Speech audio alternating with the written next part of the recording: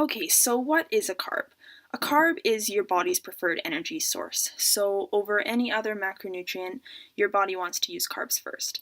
45 to 65% of your calories should be coming from carbs, and they are needed for brain and nerve cells. Okay, so you have your simple carbs and you have your complex carbs. Simple carbs are your monosaccharides and your disaccharides.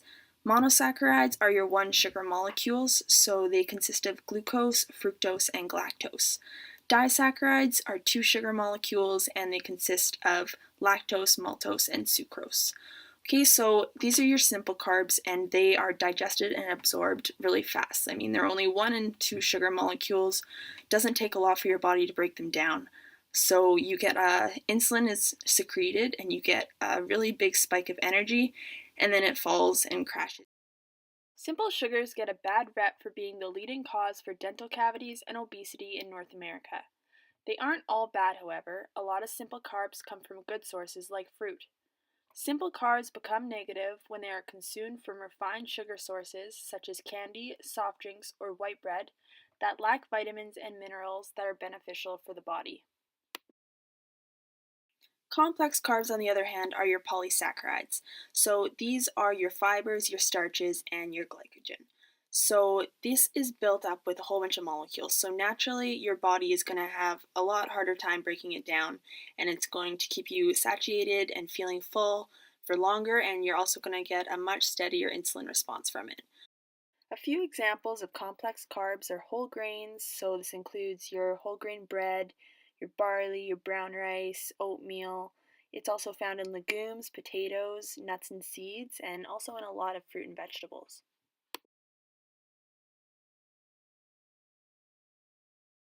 Now, one reason that complex carbs are so good for you is that they contain fiber. Now, fiber is a very important thing to add to your diet because it helps keep you regular by maintaining gut health. It slows down digestion, makes you feel fuller for longer, so it's really, really great for people that are trying to lose weight. Um, it is also linked to cancer prevention, to relieve constipation, and it also helps reduce cholesterol. Now, it reduces cholesterol by absorbing it in the small intestine and excreting it out with your feces. So, anybody that's trying to decrease their cholesterol levels really should be intaking more fiber.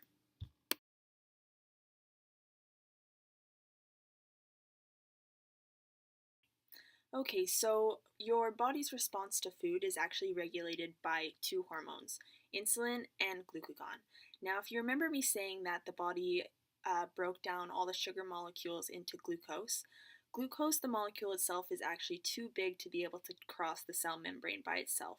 So it does need the help of insulin to transport and let it get into the cell membrane to be converted for ATP and used for energy. So, when you eat, especially with simple carbs, there's a spike in insulin because your body wants to be able to process and use all the glucose that you've consumed for energy. Keep in mind, though, that carbs are not all created equally. They deliver different responses to the body once consumed. This picture shows the different levels of hormone responses based on the types of carbs you eat. Good carbs being your complex carbs, and bad carbs being your simple carbs full of refined sugars. Notice how dramatically your blood glucose levels spike and fall by insulin when consuming simple carbs versus complex. With simple carbs, you're going to get a huge boost of energy fast, but then it will also fall dramatically, leaving you feeling hungry and energy depleted sooner. This is why people are at a higher risk of weight gain when consuming simple carbs because it is easier to consume more calories throughout the day with blood glucose levels rising and falling so dramatically. For steady, prolonged energy and those looking to lose weight, complex carbs are the obvious choice.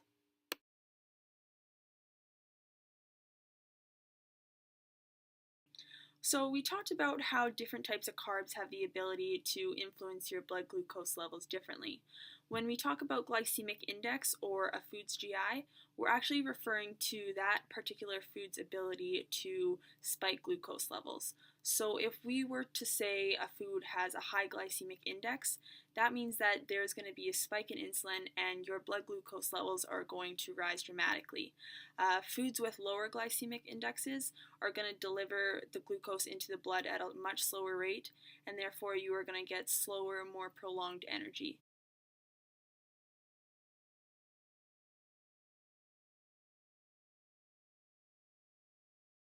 They recommend people trying to lose weight to eat more foods with a lower glycemic index. This is because glucose will be delivered to the blood at a slower rate, which prolongs feelings of fullness, so the person has an easier time consuming less food. Now, this is not to say, however, that all high glycemic foods are bad for you. A lot of high glycemic foods are in fact very nutritious and beneficial for the body. Milk, for example, contains a lot of the sugar lactase, which makes it high on the glycemic index list. However, milk is packed with vitamins and minerals such as calcium, choline, potassium, vitamin D, and many more, which is why milk is good for you despite being high on the glycemic index list.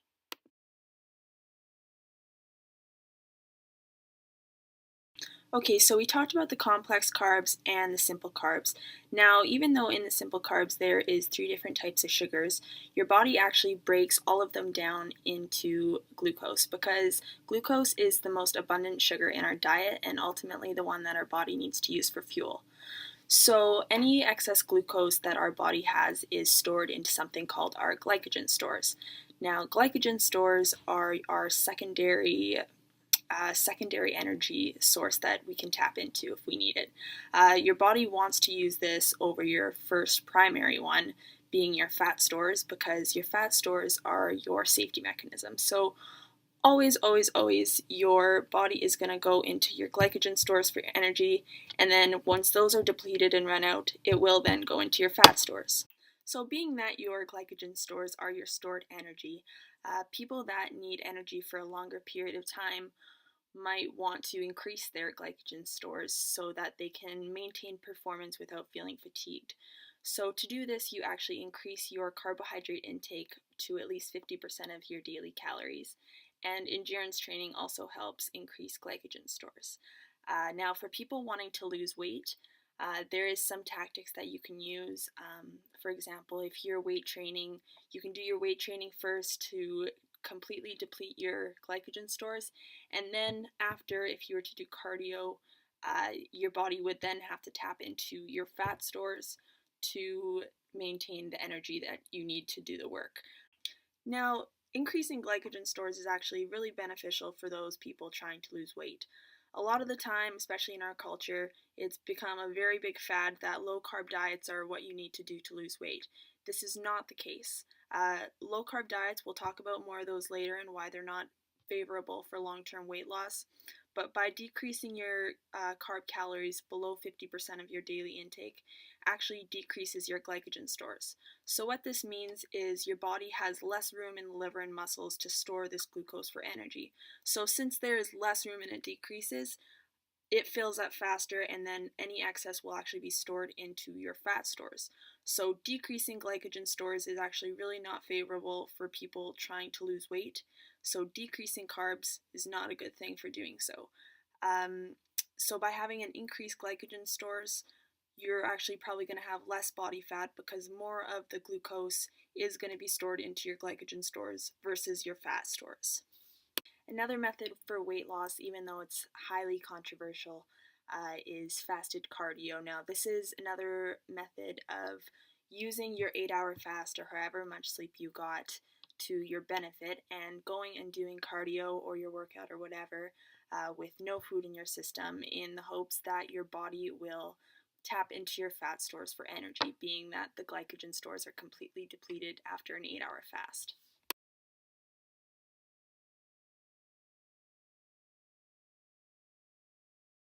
Okay, so we talked about how insulin affects blood glucose levels and how that is directly related to the glycemic index of foods. Now we are going to talk about the other hormone, glucagon, which is secreted by the pancreas anytime that your body is not receiving food. So, in times when you're sleeping or in between meals. This happens when your blood glucose level drops below normal. So, in order for your body to maintain energy, it needs to get the energy from somewhere. So, glucagon actually takes energy from your glycogen stores and converts that back to glucose and transports that into the blood.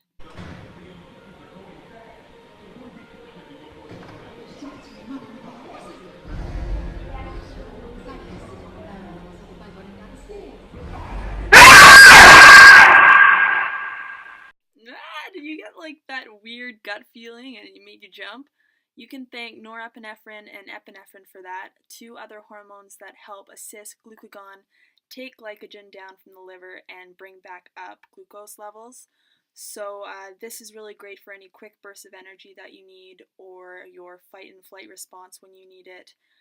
Two other hormones that help assist glucagon do this as well is also cortisol and growth hormone, but norepinephrine and epinephrine were just a little more fun to show.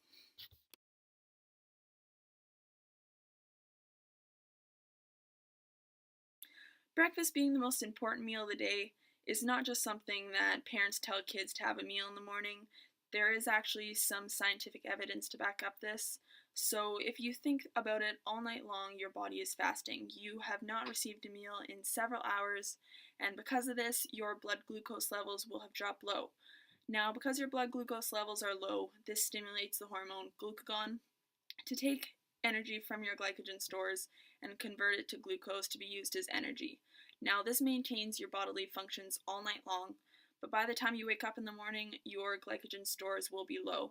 They'll be mostly depleted, and that is why having a well-balanced meal in the morning composed of complex carbs is so important to replenish these glycogen stores. Now, glucose is used for your central nervous system and brain function, so this is why parents tell this to their kids before they head off to school. Obviously, the kids are going to be in a learning environment, and they are going to want to have those complex carbs in their system for their glycogen stores to be able to have a clear head and mental capacity to be able to learn. By definition, low-carb diets are any diets that have you consuming 45% or less of your diet from carbs.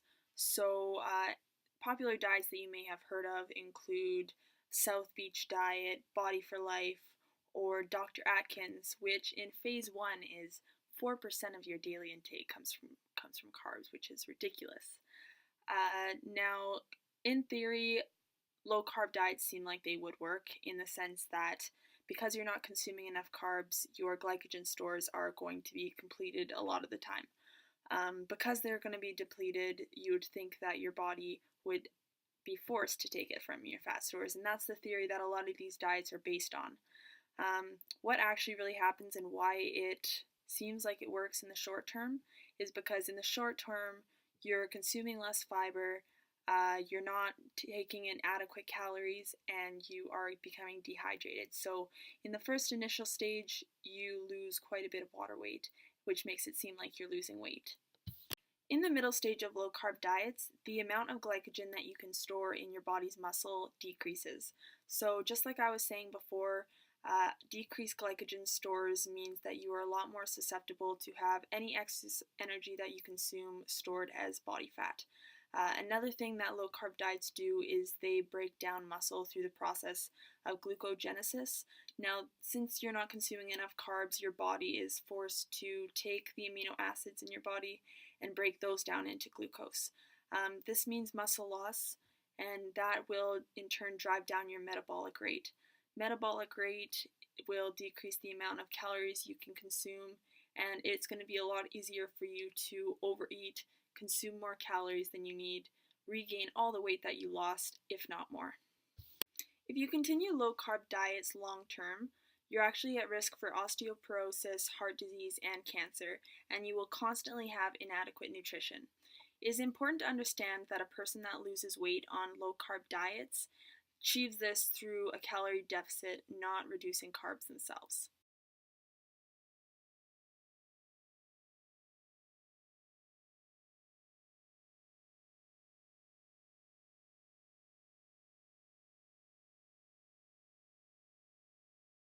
The answer is true. Sometimes there are times when picking a simple carb over a complex carb can be more advantageous to your system. When your blood glucose levels drop too low, it can leave you feeling sluggish or sometimes even ill. So, simple carbs are a great pick me up in case this happens. Frequently, diabetics carry around a piece of candy or other type of simple sugar with them in case this happens. And also, another great time to pick a simple carb over a complex one is right after a workout when you know your glycogen stores are going to be low, and doing so will bring this back up quickly by choosing a simple carb.